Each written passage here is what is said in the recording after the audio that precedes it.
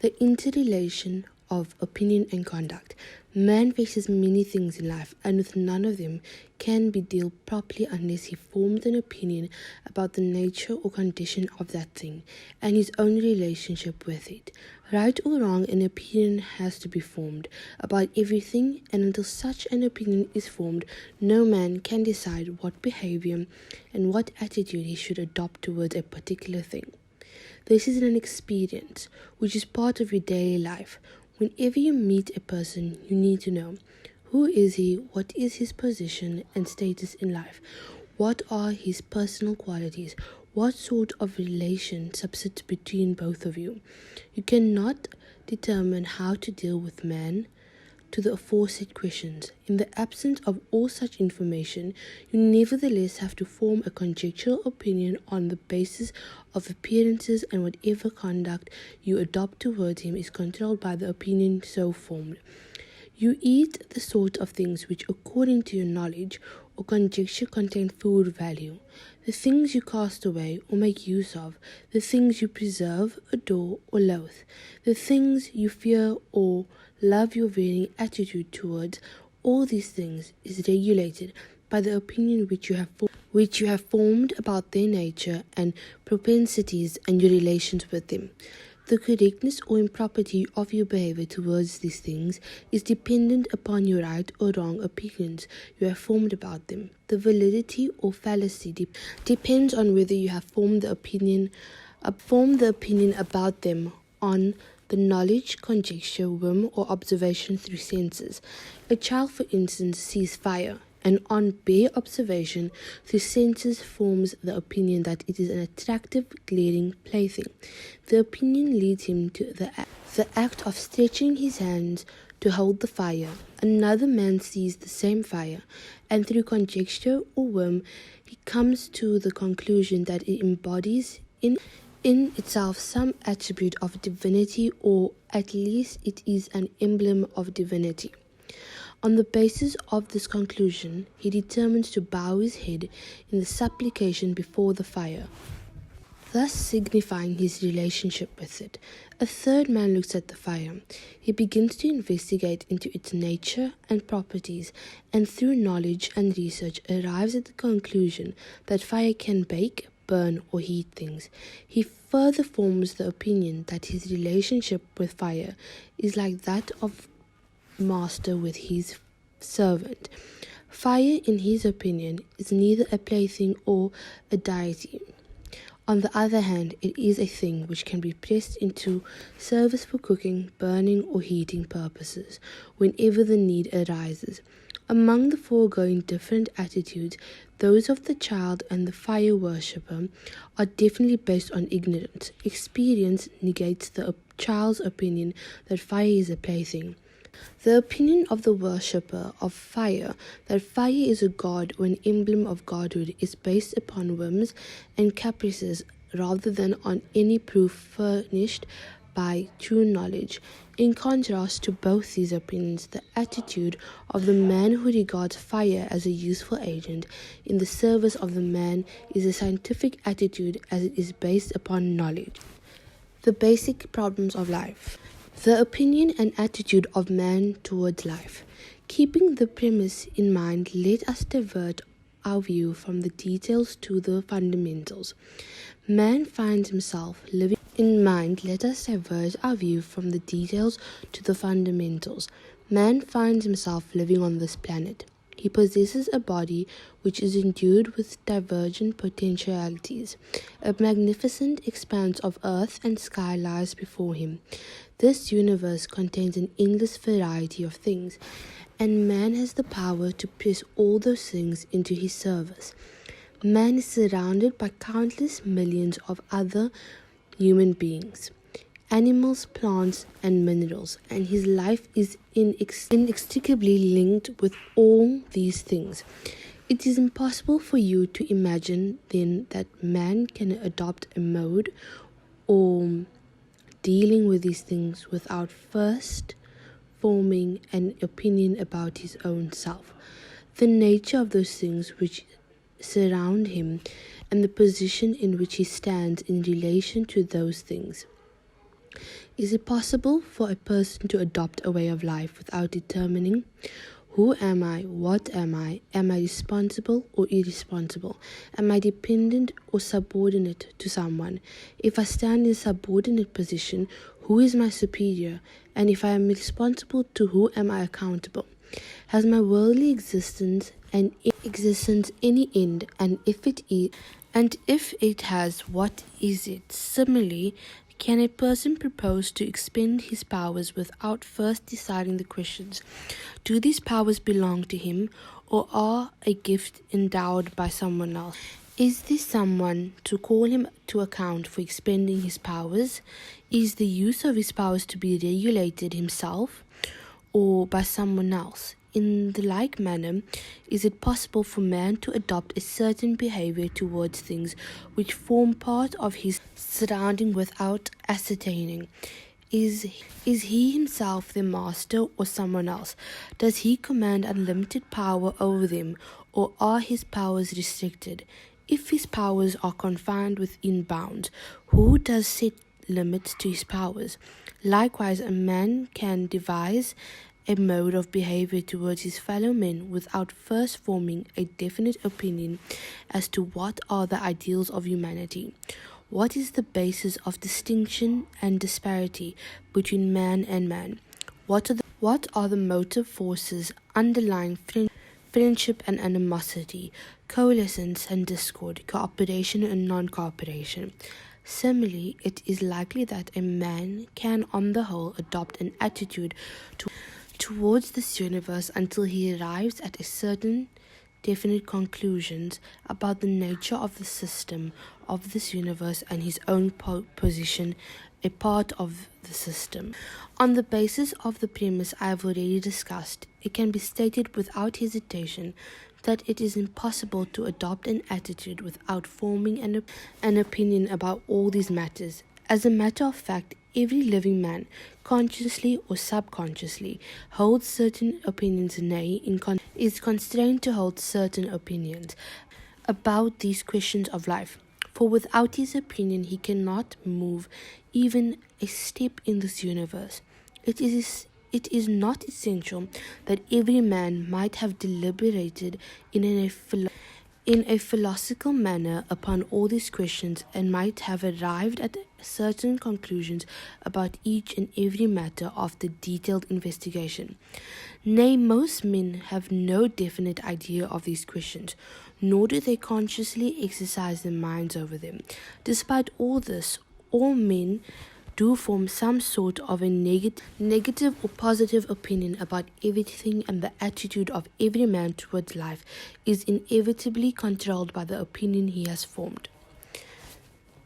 The basis of individual or collective behavior are the same. And this rule holds good in the case of individuals, so it is true in respect of groups as well. These questions lie at the root of human life, and unless matters relating to these questions have been clearly determined, it is impossible to frame a program for the body politic and raise an edifice of culture and civilization. The moral code of society will reflect whatever conclusions would be drawn about these vital questions of life.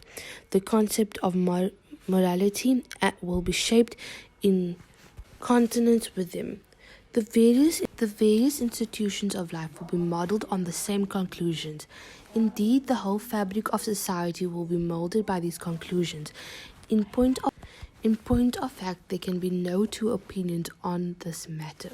The attitude of an individual or a society will be determined by the nature of conclusions arrived at it in answer to these questions. If you wish, you may analyze the attitude of an individual or society and very easily ascertain what life's basic questions are the motive force of the existence of this individual or society. It is definitely impossible that the nature of an individual or collective behavior should be a variance with the nature of conclusions drawn in answer to these questions. Words and actions may disagree, but nature of the answer of these questions that dwells in the inner self of a man cannot conflict in any case with the nature of his practical behavior. Different solutions of the problems of life. Let us take a step further. All those fundamental problems of life, the solution of which is imperative for the active existence of man, are metaphysically in essence. The answer to these questions is not written on the horizon for every man to read on his advent into this world, nor is the answer of self-evident so that everyone could comprehend it. It is due to this reason that there is no single solution upon which all men may agree. Men have always held divergent opinions on these questions, and various men have found various solutions to them. The question now presents itself as to what are the possible solutions to these problems, what means have been adopted to solve them, and what possible solutions emerge out of all of these means. 1. One way of solving these problems is to rely upon one's senses, and opinions about all matters should be formed on the basis of sensorial perception and observation. 2. The second way is to derive a conclusion by means of sensorial perception aided by speculation. 3. A third alternative is to put one's faith in all solutions to these problems offered by the prophets of God who claim to possess the direct knowledge of the truth. So far, only the above three means of arriving at a solution to these problems have been made of use, and probably only these three ways are possible. In each of the above cases, different solutions have been found by different means. Each solution gives rise to a particular attitude of mind and a particular pattern of morality and culture, which in its basic characteristics is completely different from the attitude produced by other categories of solutions. Let me show you now the different solutions to these problems arrived at through different means, and the attitude of our mind produced by each solution. Chapter 4. First solution: sheer ignorance. Relying exclusively upon his own senses, when a person arrives at some opinion in relation to these problems, he, in a manner quite natural to his mode of thought, concludes that this entire system of universe is a result of mere chance. There is no cause or purpose behind this universe. It has come into being by itself. It is operating automatically. It will meet its end without producing any consequences. There is no visible master who controls the universe. Hence, there is no master of the universe, and if at all there is one, his connection with man's life is non-existent. Man is species of animals whose birth is only accidental. It is not whether somebody has created him or he was self-born. In any case, this question is not germane to our discussion. We only know that man exists on this planet called Earth. He entertains certain desires, and there are some inner urges which compel him to fulfill these desires. Man is equipped with limbs and organs by means of which he satisfies these wants.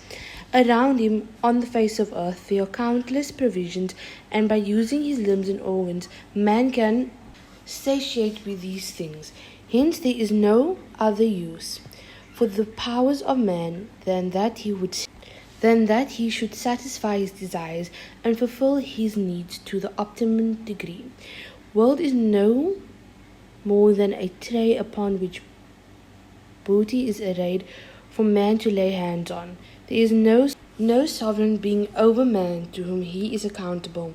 There is no spring of knowledge, no source of guidance from which man may derive the law for regulating his life. Hence, man is an autonomous being who is responsible to no one. It is his own function to make laws and regulations, to devise the means of expending his powers, and to determine his behavior towards things existing around him. If man is in need of any guidance, he should resort to the laws of life of animals. the story of stones and the experience of his own history. Man is either accountable to himself or to other human authority, which the society of men has imposed upon himself. The present worldly life is the only life, and the consequences of all actions are confined to this world alone. Hence, judgment as to what is right or wrong, useful or harmful, and good or pernicious, and what is to be adopted or rejected, is based on the effects of actions produced in this world.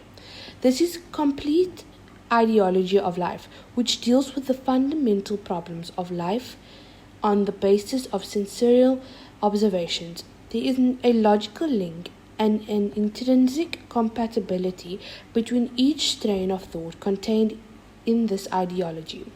A person, therefore, who believes in this dogma can adopt fairly smooth and consistent attitude in life, disregarding the fact that this dogma and the attitude produced by it are right or wrong. Now let us look at the conduct which a person adopts on the basis of this answer. Conduct based on sheer sensorial experience. An inevitable consequence of this viewpoint in individual life is that the entire range of human conduct should be unfettered and devoid of any sense of responsibility. Man will deem himself the sole master of his body and his physical powers.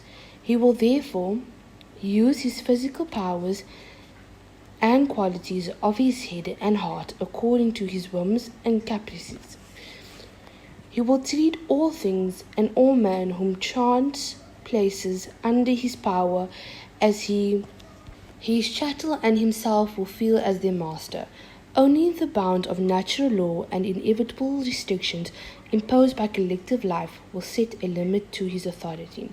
His own soul will be devoid of any moral sense, a sense of responsibility, and a fear of accountability, and no moral force will check his refractory action where there are no external restraints upon his action, or where he is able to bypass these checks. The natural tendency of his faith will impel him to be tyrannical, dishonest, wicked, and mischievous. He will temperamentally be selfish, materialistic, and a time server. The satisfaction of his carnal desires and animal needs will be the end all and be all of his life. Only those things will hold value in his eyes which prove serviceable to him in his attainment of his life's purpose.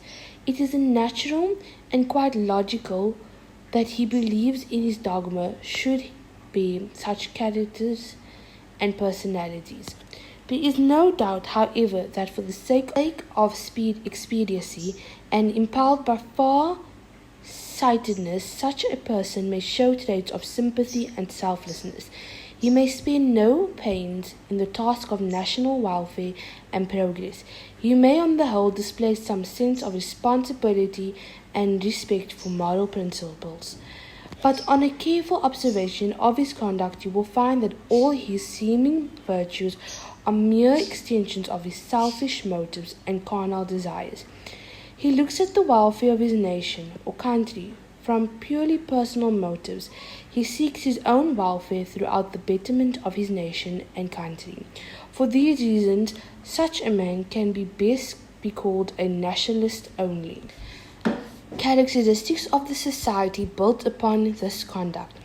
The distinctive features of society fashioned by individuals bearing aforementioned characteristics and personalities will be as follows.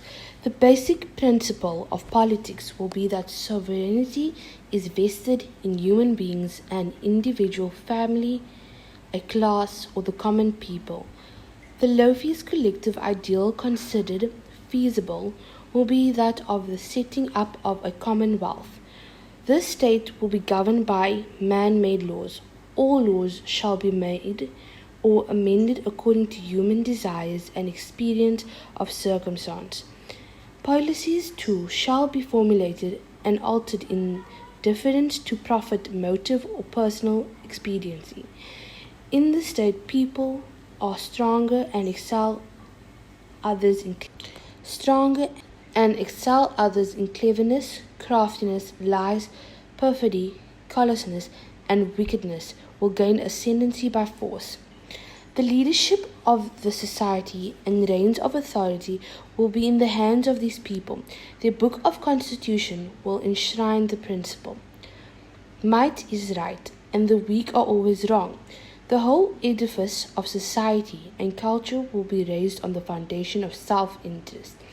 Increasing permissiveness in the satisfaction of one's lust shall become the rule, and standards of morality shall be so established that maximum freedom of attainment of sensuousness pleasures is granted to everyone. Arts and literature will be affected by this philosophy of life, and will progressively reflect rudity and pornographic trends. In the economic domain of life, sometimes feudalism will hold sway. At other times, capitalism will gain ascendancy, and sometimes the working classes will establish the proletariat dictatorship through violent means. Equity, however, will not form part of any of these economic systems. The conduct of every individual in the society shall be dictated by fundamental conviction that the world and all the wealth contained in it is a booty, and all men are free to lay their hands on it at will and whenever the chance presents itself. The education system for the training of members of the society will be based on this philosophy of life, and shall reflect the same attitudes of mind. This system of education will impart to each successive generation the same notion of the world and man's place in the world, which I have explained earlier. In all fields of knowledge, information shall be arranged and presented as to inculcate in the minds of the rising generation and the same theories of life. The entire program of training will be designed to prepare individuals who will adopt the same attitude in life and will completely assimilate in this type of society. I need say no more to you about the characteristics of this type of educational system. As you have had personal experience of such a system, you are studying in institutions which have set up under the same system, though they bear such names as Islamic College or Muslim University, etc. The attitude of mind which I have just analyzed springs out of sheer ignorance. This attitude is similar to the childlike state of mind which, relying upon sensory observation, considers fire as an attractive plaything. There is one difference, however. The fallacy of the child's observation soon becomes apparent through experience. The fire which the child takes as a plaything and wants to hold in his hand is a hot substance. So as soon as it touches the hand, it reveals that there is no more a plaything. Contrary to it, in other cases, the fallacy of observation becomes manifest after a long time. Indeed, most people remain blissfully ignorant of the fallacy of the observation. The fire which these people hold in their hands has low heat. It does not burn instantly. It simmers on for centuries. However, if a person wishes to learn from common experience, he should ponder that due to his attitude of his mind, individuals are constantly committing frauds and the rulers are oppressive and tyrannical. The judges are unfair, the rich are covetous, and the commonality is depraved. This indeed is a better experience for a man, and over and above the burning flames of nationalism, imperialism, war and confrontation, invasions, and monstrous acts of extirpation, of the same attitude of mind may force him to conclude that his attitude of mind is based on sheer ignorance rather than on true knowledge of the reality. Man's opinion about the system of this universe and his own position in the universe, which lies at the root of this attitude of mind, is not consistent with reality, or else it could never have entailed such horrible consequences. Chapter 5. The second solution. Fundamental problems. Let us examine now the second method. The second method of solving the fundamental problems of life is to coalesce observation with conjecture and speculation, to arrive at opinions about life's problems through these means.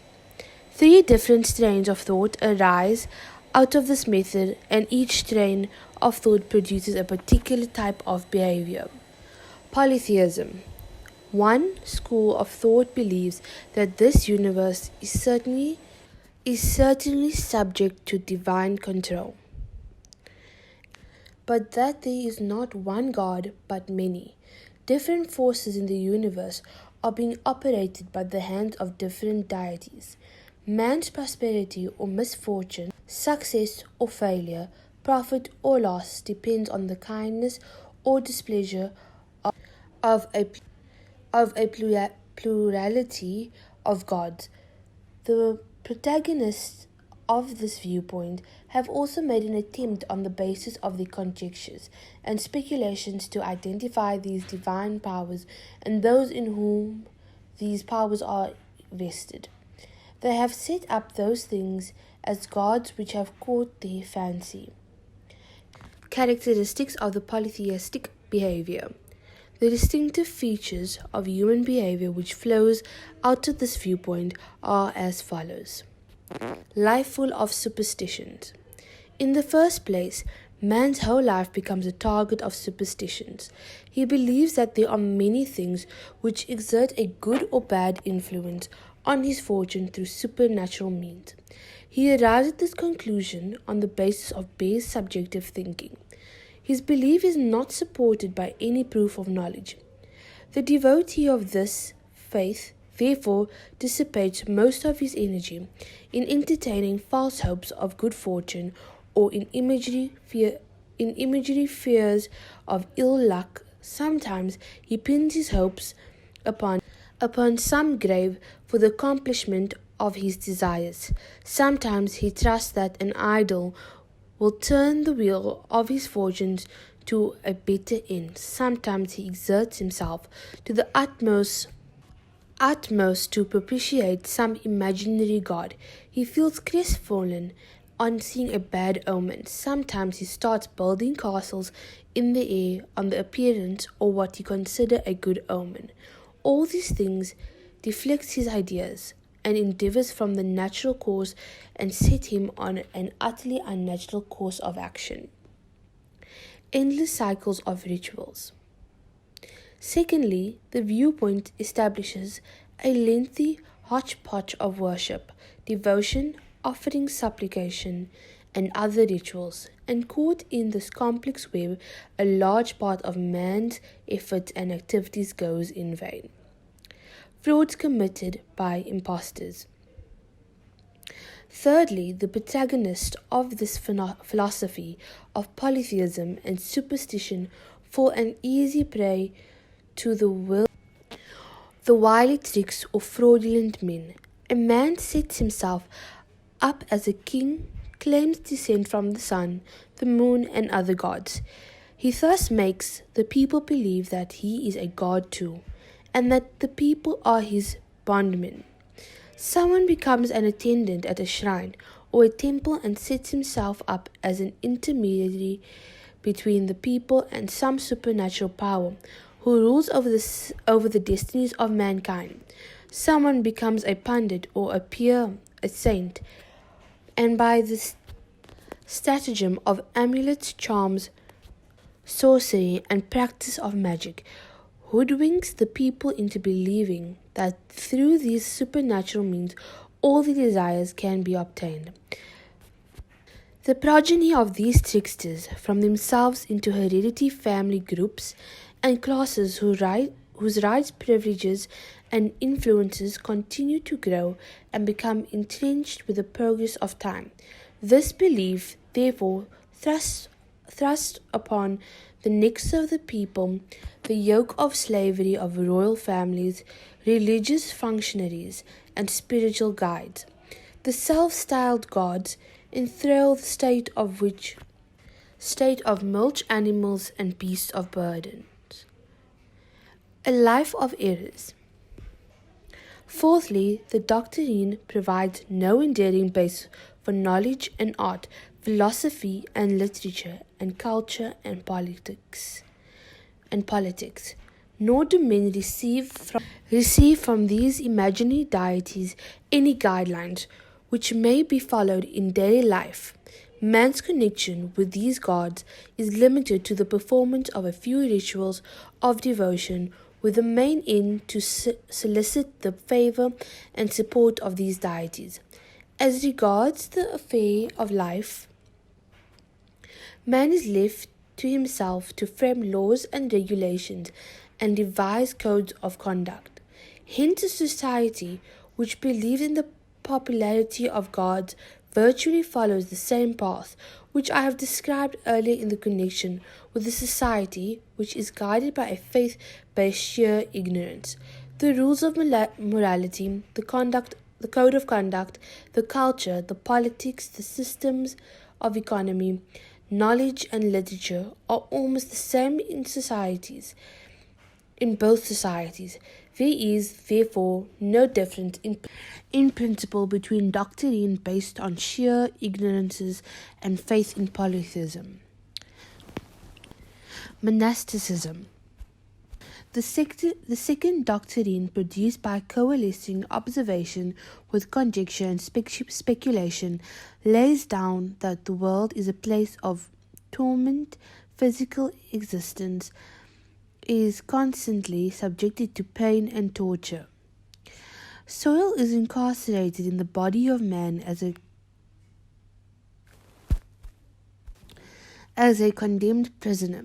All sensations of pleasure, desires, and physical needs, which are the natural consequences of worldly existence, are in fact yokes and fetters in which man is enchained.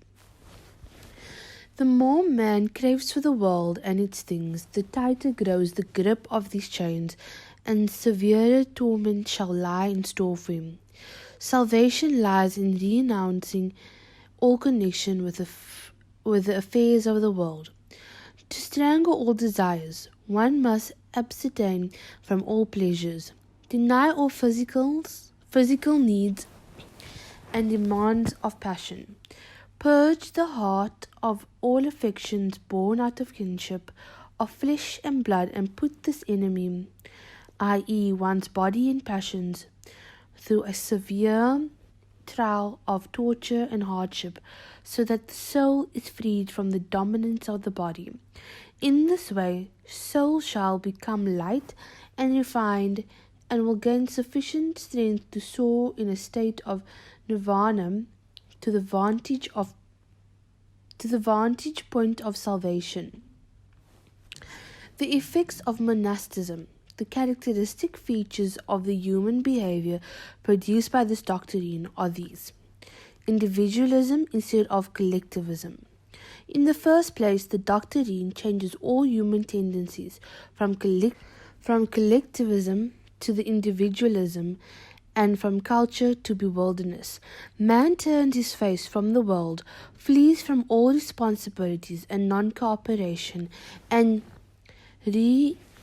renunciation of all personal relations become the hallmark of his life. In short, he adopts negative moral values.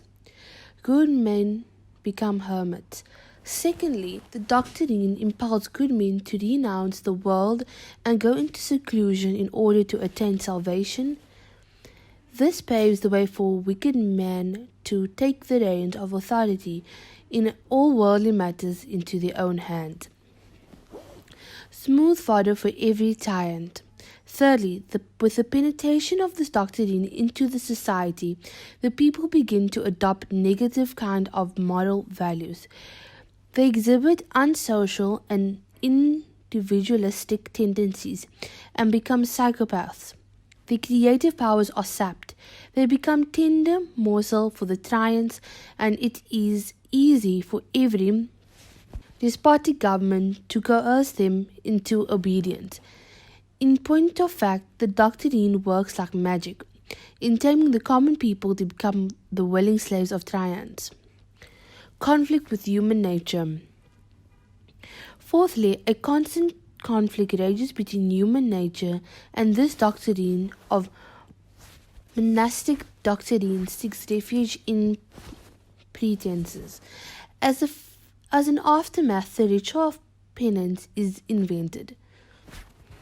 The stratagem of all algorithmic love is employed, and finally, under the cloak of renunciation, the protagonist of this belief displays such love for the world as to put the most covetous lovers of the world to shame. Everything is God. The third viewpoint, which emerges of a coalescence of observation and conjecture, holds that man and universe are unreal. They have no real existence of their own. In fact, there is one being who has created all of these things as a manifest of his own self, and the same being is working inside them. If we go into details, we shall find many ramifications and myriad aspects of this doctrine. Yet there is one strand of thought that runs through all of them. All things are mere shadows of one single being. Only this being exists, all else is illusory. The doctrine inculcates the attitude in man that he doubts the reality of his existence. He loses all initiative. He considers himself a mere puppet that is made to dance by someone else, or perhaps some external spirit is dancing within it. He forgets himself in the stupor of his illusions. His life is rudderless and has no set course or purpose. The train of his thought runs like this: I am only a shadow. No work has been assigned to me, nor can I accomplish anything myself. That all-pervading being which casts into shadow through me the entire universe, and which will hold sway from the beginning to the end of the world, is the mover. Everything is accomplished by that being alone. If that being is perfect, I am also perfect. Why shall I act then? If that being is endeavoring towards perfection and is heading towards its climax, taking the whole universe in its stride, then as a shadow I shall automatically move along with this being. I am only a part. It is not for me to know whether the whole is moving or where it intends to go. The practical consequences of this doctrine are nearly similar to those which I have already described in the course of discussion on the doctrine of monasticism. In certain respects, the attitude of the devotees of this belief is akin to that of the protagonist of the doctrine of ignorance. The man who believes himself to be a mere shadow succumbs to passions. He gives free rein to his passions and does not care what direction they take.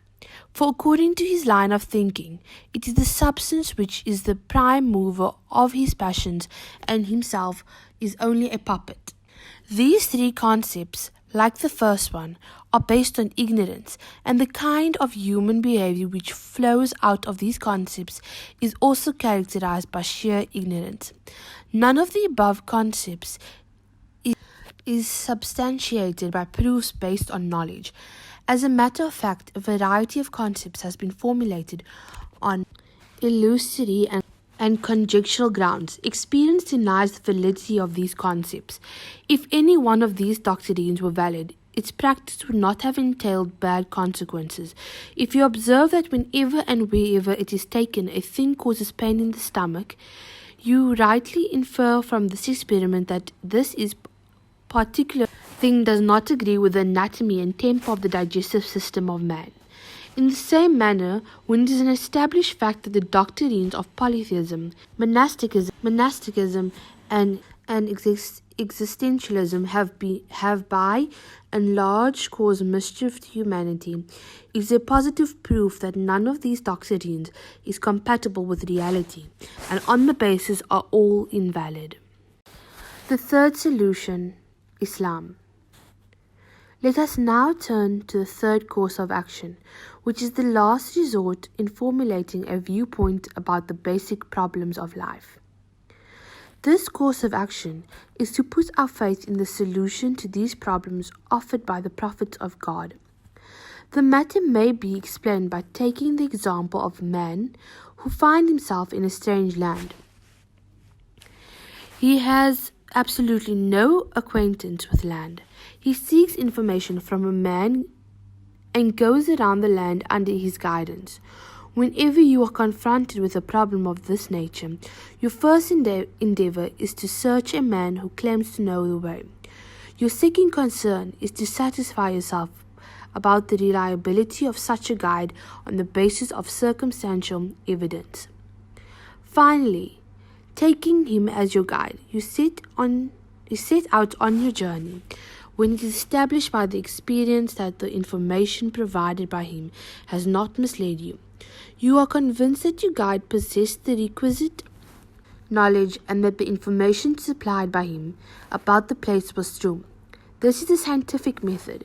In the absence of any other scientific method, this one is surely the only correct method of formulating one's viewpoint. Now look, the world is a strange place for you. You have no knowledge about its reality. You do not know how the world is regulated. You are not unaware under what system of laws this great workshop is operating. What is your own position in this world, and what is the proper attitude you should adopt towards the world? These are questions, the answers of which you seek. In the first place, you conceive the opinion that what is visible is real. You acted according to this viewpoint, but the result was a fiasco. Subsequently, you formed various opinions on the basis of conjecture and supposition and acted upon each of them. But in every case, the experience was negative. After all, the final course left for obtaining true guidance is to turn to the prophets of God. The prophets claim to possess correct knowledge. On a deep inquiry into the ways of their lives, it is revealed that they are very truthful, trustworthy, pious, selfless, and sound-minded beyond any shadow of a doubt. Evidently, there is a sufficient ground for believing in the truth of their claims. It remains to be determined, however, that how far their information in regard to this world and man's position in it is valid, and whether or not any practical evidence is forthcoming which gives a lie to their claims. Further, how far the information supplied by them succeeded in experience. If upon scrutiny the outcome of these inquiries is in favor of the Prophet, we should put our trust in the guidance and adopt only the course in which life is in accordance with the instructions. As I have said earlier, in contrast to other methods based on ignorance, the basis of this method scientific. If a man bows his head in compliance to this knowledge, when he gives up obstinacy and conceit and acts according to this knowledge, and if he limits his actions within the bounds fixed by this knowledge, it is this method which is termed as Islamic method. Chapter 7. The Viewpoint of the Prophets about Man and the Universe. The Prophets hold the following concepts regarding man and the universe. Sovereignty lies with God.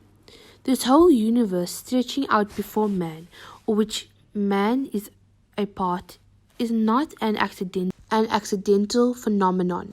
It is a well-organized and well-regulated domain.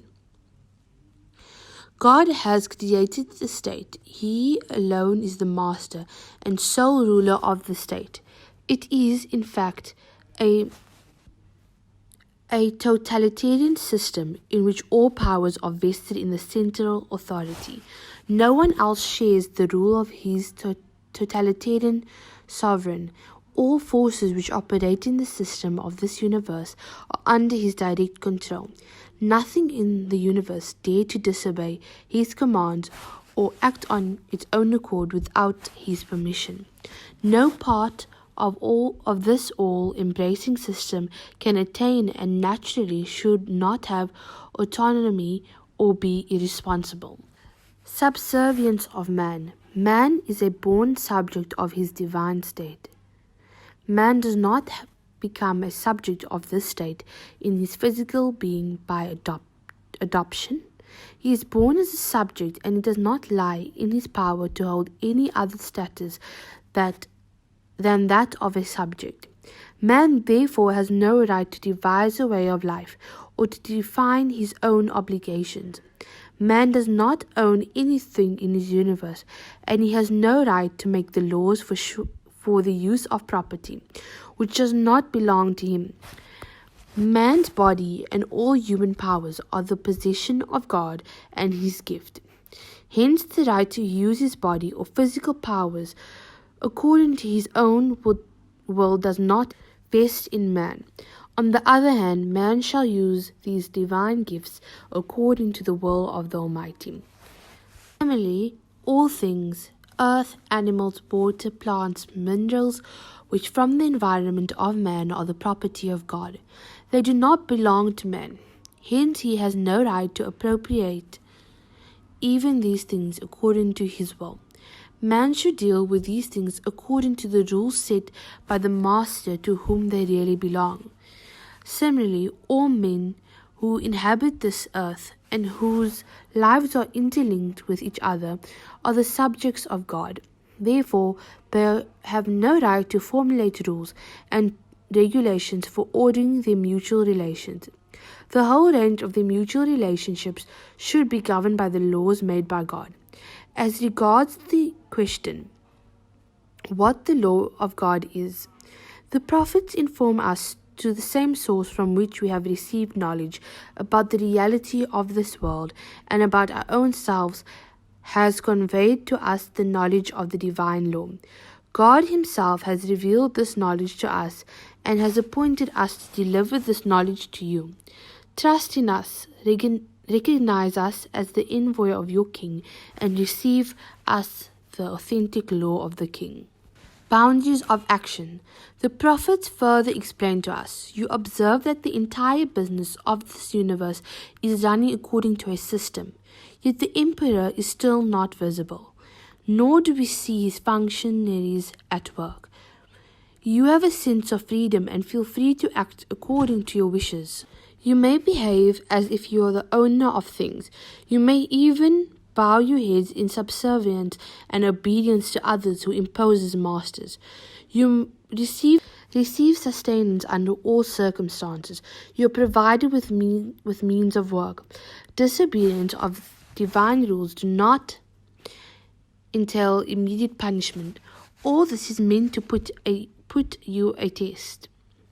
The Master has endowed you with wisdom, the faculty of deduction, and the power of choice between right or wrong. The Master has therefore thrown a veil between his being, his system of domain, and your eyes. He wants to put you through a trial and see how you use the powers he has bestowed on you. He has blessed you with a common sense, freedom of choice, and measure of autonomy, and has left you to act as you desire. If you realize your position as a subject and adopt this position with your heart and soul without coercion, you will come out successful in the test of your master. On the other hand, if you fail to recognize your status as the subject of God, or having recognized your position as a subject, you sit upon a rebellious course, you fail in the test. You have been vested with some powers in the world in order to put you through a trial. You have been given control and authority over many things in the world and have been granted a whole lifespan to prove your worth. The world is a place of trial. The prophets then inform us that the worldly life is a period of trial. Accordingly, no account shall be called for, not any reward or punishment be dispensed in this world. Whatever is given here is not necessarily a reward for virtue. It does not signify that God is pleased with you or he approves of your present deeds. All this is, in fact, given to you as a means of putting you through a test.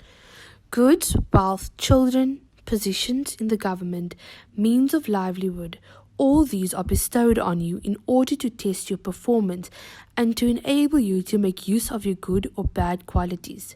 Similarly, all hardships, losses, calamities which overtake you do not necessarily signify the visitation of God's punishment on you for some evil deed. Some of these afflictions are a result of certain natural phenomena. Some of these hardships fall under the category of trials. Some misfortunes occur when one behaves in accordance with a viewpoint which is opposed to reality. In such a case, one inevitably suffers a rude shock. In any case, this world is not a house of reward or punishment. It is a house of trial. The consequence of actions which appear in this world cannot be taken on the basis for judging a method or an action righteous or wicked, good or bad, and unlawful or permissible. The consequences or worldly actions which will be established in the next world will form the real basis of judgment. When the period of grace, the present life, is over, a second life will start in which your deeds shall be assessed and judgment will be delivered as to whether you acquitted yourself with the credit or ignominiously in the worldly life. The only basis on which you shall be judged, guilty or non-guilty, in the next world will be whether firstly you employed your faculties or observation and reason in the right way and acknowledge the sovereignty of God and the divine sanctity of His commandments. Secondly, whether you, having recognized the above reality and possessing also the freedom of choice, submitted to the sovereign Lord and acted upon His commandments without coercion and of your own accord. Chapter 8. Scrutiny of the Islamic Viewpoint. A scientific concept. The conception of the world and man propounded by the prophets is perfect. All parts of the whole viewpoint are logically woven together. There is no inner contradiction in it. It contains the most perfect interpretation of the events of the whole world and fully explain the entire universal phenomenon.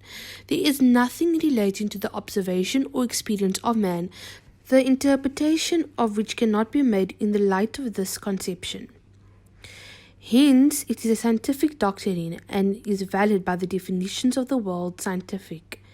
Again, no other observation or experience has exploded the validity of this doctrine, hence it still holds good.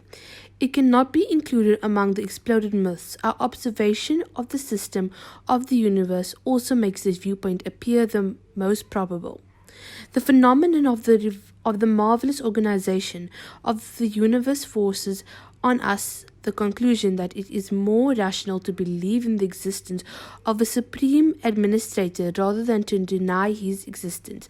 Similarly, on the evidence of this vast centralized system and that a single all-powerful authority controls the system rather than to interfere, in the same manner, upon observing the grand wisdom working behind the glorious management of this universe, it is more rational to infer that the system of the universe is constructed according to a wise design and purpose, and on the same evidence, it appears far from reason to believe that there is a mere child play. Again, when we carefully consider the fact that the system of this universe constitutes a state and a man forms a part of the state, it appears quite reasonable to believe that there should be no provision for the independence or unaccountability of man in this state of system. Man's true status should be that of a subject. On these grounds, this viewpoint appears to us the most reasonable. A practicable creed. Looked at from the practical angle, this viewpoint appears feasible too. A whole scheme of life, complete in every detail, emerges out of this creed. Philosophy and ethics, science and crafts, literature and art, politics and system of government, peace and war, international relations, In fact, this creed furnishes eternal grounds for all aspects and every need of life. There is not a single field of life in which a person need look outside of this creed for guidelines. Chapter 9. The Impact of Islam. Ideology. We have now to observe as to what sort of attitude in life is formed by the Islamic ideology and what consequences emerge out of it. Impact on individual life. In contrast to other doctrines based on ignorance, the Islamic creed builds up a reasonable and disciplined attitude of life among individuals. Faith in the doctrine of Islam implies that man should not deem himself the master of his body, physical powers, or anything in the world, and should not consider himself free to use them at will. Instead, man should look upon these things as the property of God and make use of them in conformity with the divine law. He should take his possessions as a trust from God, and while using them, should never forget that he has to render full account for the use to a supreme authority from whose sight no individual deed is hidden, nor is he unaware of the innermost of man. Evidently, a man who renders allegiance to Islam will abide by a code of rules under all circumstances. He can never let his passions go berserk like an untamed beast. He can never become a tyrant or a corrupt person. His integrity is above board and he is true worthy. There is no need for external pressure to coerce him into obeying the law. His inner self becomes subservient to a supreme moral discipline which keeps him steady on the path of righteousness and equity, even under those circumstances when there is no risk of punishment at the hand of a worldly power. It is impossible to imagine any other means of producing individual of such impeccable and dependable character in society than the fear of divine retribution and a realization that all things in a man's possession are a trust from God. Moreover, the viewpoint of life not only transforms an individual into a man of action, but also diverts his efforts from the attainment of selfish, sensual, or nationalistic ends with a view to achieving lofty aims of justice and morality. It is impossible to find a more dynamic, more productive, and a man of more righteous action than the one who entertains the following options about himself. I have not been sent unto the world without any aim. Instead, God has created me to discharge a duty. The aim of my life is to perform deeds that please God rather than live to please myself or my relations. I shall not be spared until I have rendered full account so as to how and to what extent did I expend my energy and use time. This viewpoint of life produces individuals such as excellence that is difficult to imagine that any other viewpoint can inculcate a better sense of values among its individual devotees. Impact on collective life. Let us now analyze the impact of the Islamic viewpoint of life on the collective life of mankind. In the first place, the Islamic faith changes the foundations of the human society. According to this doctrine, all persons are the subjects of God. Hence, all enjoy equal rights, equal status, and equal opportunities. No individual family, class, nation, or race has any superior or preferential rights, or rights of dominance over other people. In this way, the concept of man's dominance or superiority over other men is rooted, and all evils arising out of monarchy, feudalism, aristocracy, Brahmanism, papal rule, and dictatorship are instantly knocked down. The doctrine of Islam also removed all prejudices of tribe, nation, race, country, or color, which have been the major cause of bloodshed in the world. According to the Islamic faith, the whole earth is property of God. All men are the progeny of Adam and creatures of God. Merit is attained by the virtue of purity of morals and fear of God, and not on account of race, genealogy, goods, wealth, or the white or pink color of skin. Distinction is conferred on those who fear God most and practice piety and carry out ennoblement of their souls. Similarly, the Islamic viewpoint completely alters the basis of social links, interrelation, difference or distinction between man and man. Those man-made principles which form the basis of collective social life or social conflict have groups and have arise insurmountable barriers between these groups. Race, country, nationality, or color cannot be changed by man, nor do they permit of social mobility from one section of mankind to another. In contrast, the Islamic viewpoint establishes the basis of social life or conflict upon the secure foundations of firm conviction in God and obedience to His commands. Those who renounce supplication to creatures and bow their heads before the Creator and acknowledge the divine law as the governing principle of their lives, all these constitute one community. Those who act otherwise form a separate community. In this way, all differences are leveled, save one, and even this difference is not insurmountable. It is possible at all times for a person to change his convictions and his way of life, and thus move out of one group to embrace the fold of another.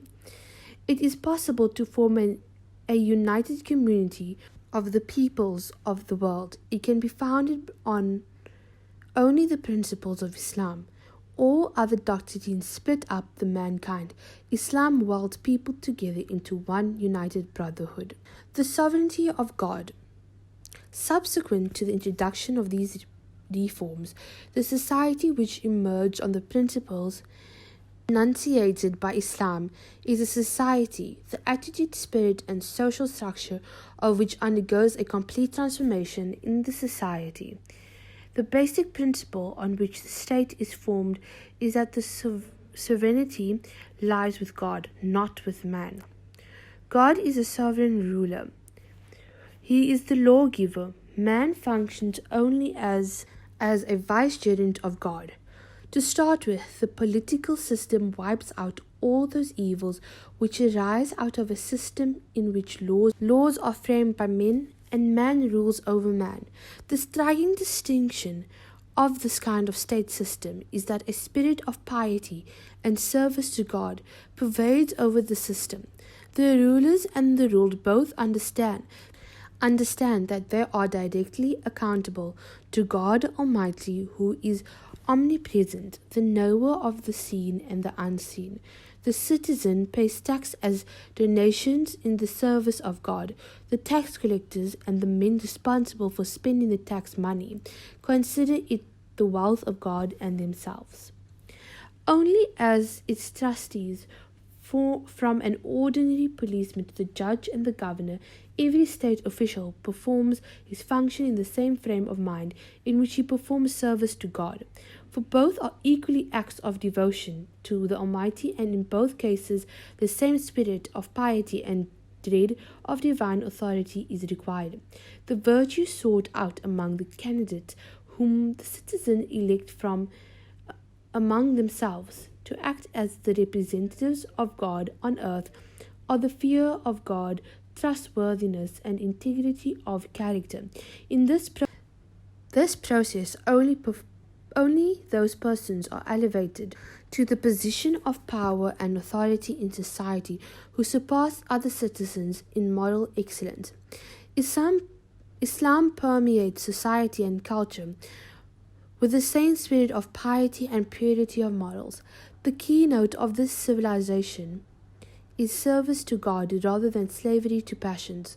Almighty God is the arbitrator between man and man. Relations among men are regulated by the law of God. Since the lawgiver is free from all sensuality and self-interest and is all-knowing and wise, his law, therefore, suppresses every possible every possibility of the rise of mischief or tyranny in the society for all times to come. The divine law, however, makes due allowance for every aspect of human nature and makes provision for every human need. Time does not allow me to present before you a complete picture of the structure of society, which can be raised on the principles of Islam. You can, however, form an idea of the kind of attitude, its consequences and possibilities which emerge from the viewpoint regarding man and the universe presented by the prophets of God. It is not a utopian state, that blueprint of which is drawn on paper only. The existence of a society and a state raised on this viewpoint is a historical fact. No better citizens and no humanitarian state better than the one created by the Islamic concept of the universe have ever existed on the surface of this earth in the whole history of mankind. The sense of moral responsibility among the citizens of the state had developed to such an extent that a desert woman who had got pregnant as a result of illicit intercourse, despite the knowledge that she would be mercilessly stoned to death for this crime, came of her own accord, pleaded guilty, and requested the punishment be enforced on her. She was released without taking surety or bond, and was told to come back after the delivery of the child. She turned up from the desert after the birth of the child and repeated her request to be punished. This time she was told to suckle the infant and return when the weaning period was over. The woman went back to the desert and was not subjected to any surveillance by the police. At the end of the suckling period, the woman presented herself once again and implored the judge to cleanse her of her sin of adultery by enforcing the law on her. She was stoned to death, and the people prayed for God's blessings on her. When a man casually remarked what a lewd woman she was, he was severely reprimanded, and it was observed, by God, this woman has made such a penitence that even a corrupt tax collector would have pardoned by God if he had made a similar recompense. Such was the moral caliber of the citizens of that state. And what of that state itself? It was a state that total receipts of which amounted several millions of rupees. The treasuries of the government were overflowing with the capital revenue from Syria, Iran, and Egypt, and yet the head of the state received paltry sum of 150 rupees per mensima salary. Among the citizens of the state, it was difficult to find a single person deserving alms. Even after the historically successful experiment, an individual is not prepared to believe in the validity of the Prophet's viewpoint about the nature of universe and position of man in cosmic system. There is no other way in which an individual may be persuaded. God, angels, and the life in the hereafter are not open to direct view of any man. In the absence of direct observation, experience is the best guide to determine the validity and existence of a phenomenon. Take an example. A physician, on examination of his patient, is unable to determine the real defect in his internal system. In this case, the physician administers various medicines and waits to see which medicine reaches the target in the dark recess of the human body and eliminates the defect. The fact that a certain medicine proved efficacious in curing a disease, it is a proof positive that this particular medicine was the only suitable means for removing the defect in the system of the human body. Similarly, if the default of this mechanism of human life cannot be removed by any other ideological system and can be set right only by the solution offered by the Prophet, it is a proof positive of the fact that the Prophet's viewpoint is compatible with the reality of the case. This universe is a divine state, and this is surely a life beyond this life, in which man shall be obliged to render full account of his deeds in the worldly life.